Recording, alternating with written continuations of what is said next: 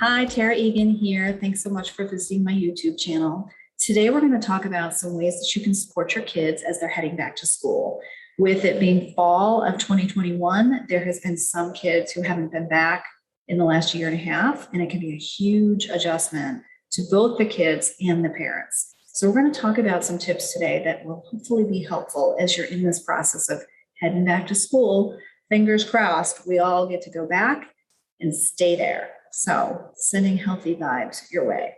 So the first thing I want to talk about is just to start off with this entire process by creating the opportunity to collaborate with your kids. Sometimes as parents, we think, oh, I know what needs to be done. I need to have my kid go into bed earlier, or I'm going to set up this organizational system in their backpack, or I'm going to purchase these items for my kids to stay organized, and they just have this internal plan of what they're going to do to support their kids so the school can be successful.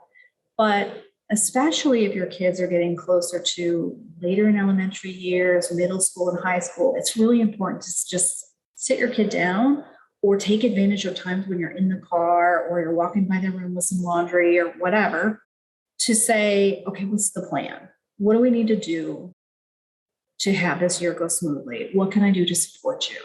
What ideas do you have as far as getting organized and being in a place where you're productive? So sometimes kids are like, oh, it'll be fun. I want to talk about it. And you may need to take some more lead in those situations and sort of compel your kid to either be part of the conversation or know that you're going to make some adjustments. But assuming your kid is at least willing to tolerate a conversation about what they might need as far as supplies, how they imagine their schedule going, what might be some basic rules that are going to be followed during the school year when it comes to technology or bedtimes or chores or academic schedules, things like that. You want to just start off by having a problem-solving approach where you're using that collaborative language and you're giving your kids the message that you're interested in hearing what they have to say. So they have the opportunity to plan with you. And if they don't, there might be the consequence of you planning for them, but hopefully they can feel like they have some ownership in the process. So that's the first tip. The second tip that I suggest is, and this is part of your plan, but I want to address it specifically, is really working on understanding the best role for technology when it comes to your family life in school. So, for example, so many kids have been in the summer having a fair amount of technology time. Their technology time is typically consists of pleasurable time where they're entertaining themselves, they're doing fun things. But when school starts, it's going to switch. It's going to switch where at least a significant portion, probably, hopefully, over half the time that they're on technology consists of school-related work. So they're going to be on technology at school for at least some of the day for most schools. And then they're going to come home and they're going to have academic tasks. And it's only then, after those things are done, or with the understanding that what their day is going to look like, that they're able to spend their time doing pleasurable things.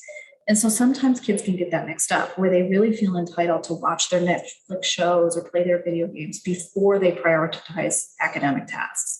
So it's really important that you set the stage and set the boundaries where you might, whether you put limits on their phone, whether you plan to have them turn in their technology at a certain time, whether you make rules about their access to video games during the week, or what their grades have to be in order to have access to fun things.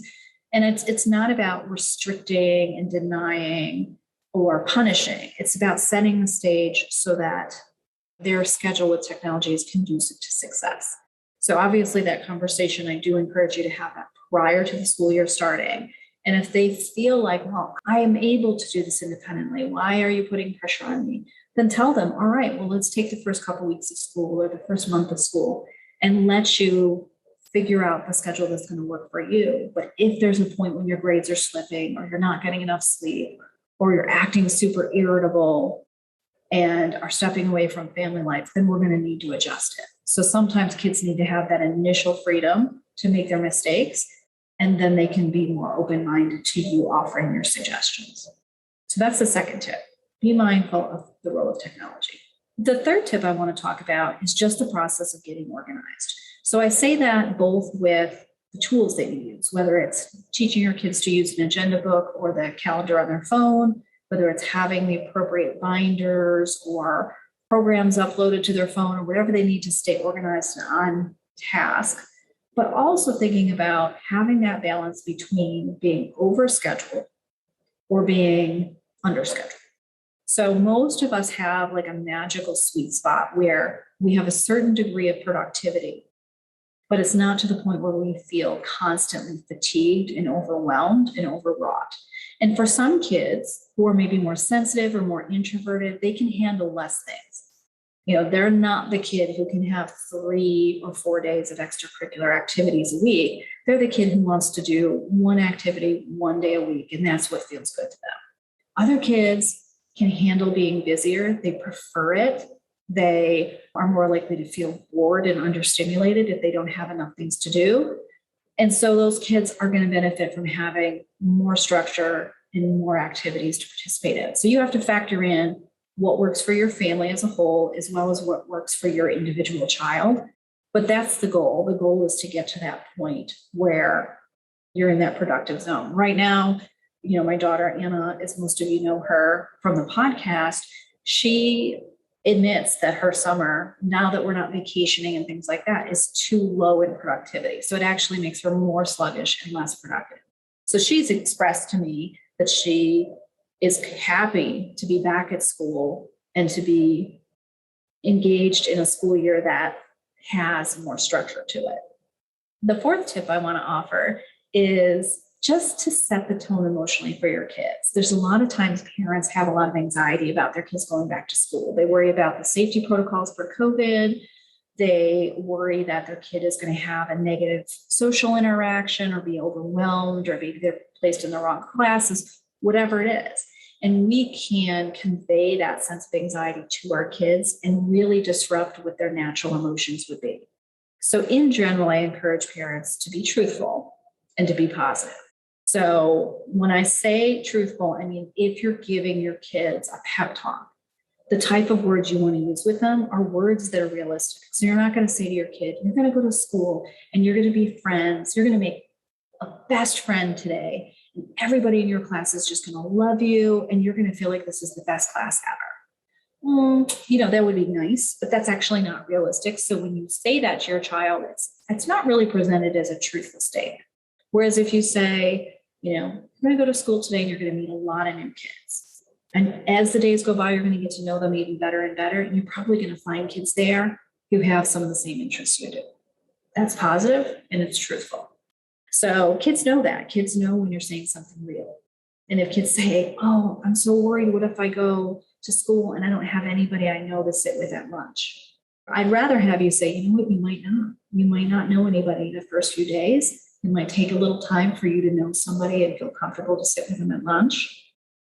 But I think you're going to figure it out versus reassuring them, of course, you're going to know someone. You're going to know exactly where to sit.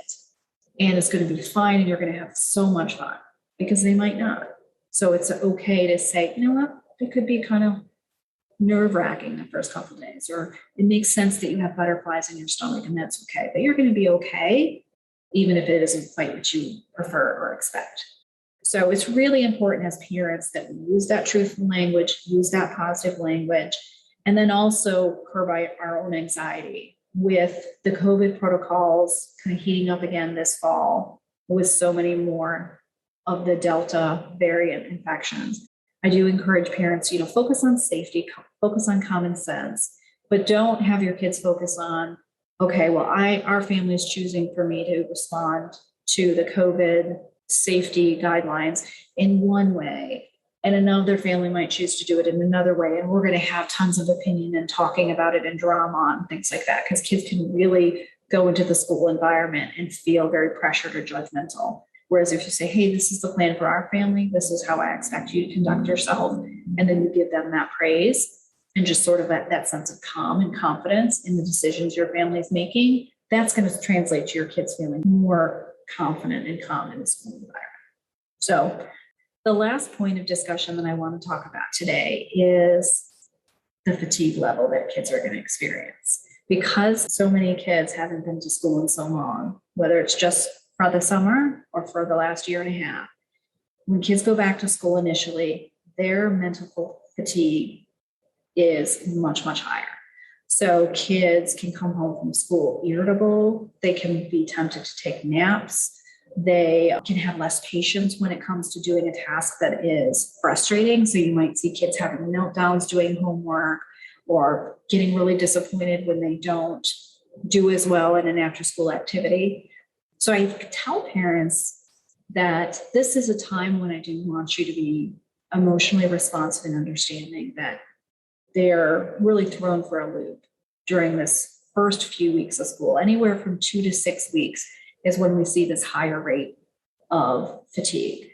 So it's going to be important to protect kids' sleep, make sure they get to bed at a decent hour, make sure that technology isn't interfering too much with their sleeping time, because they need to get back into the swing of school and make sure that their stamina to do all of the tasks that they have to do in a school day, listen to the teacher, pay attention, stay organized, connect with their peers, that they're in a place where they're equipped to manage those things. And so you'll probably see your kids as the weeks go by get more and more adjusted to that.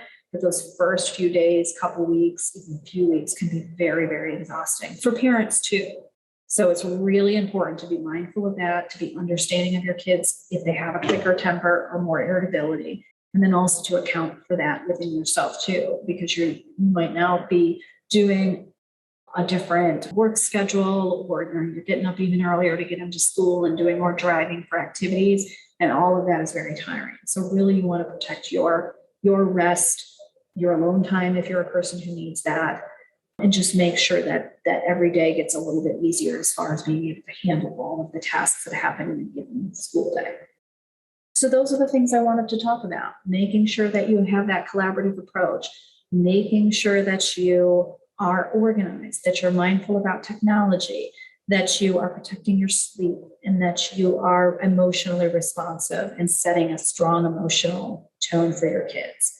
So thanks so much for being part of today's episode. I appreciate you listening. Make sure to visit my website at www.drtaraegan.com, and we'll see you again soon.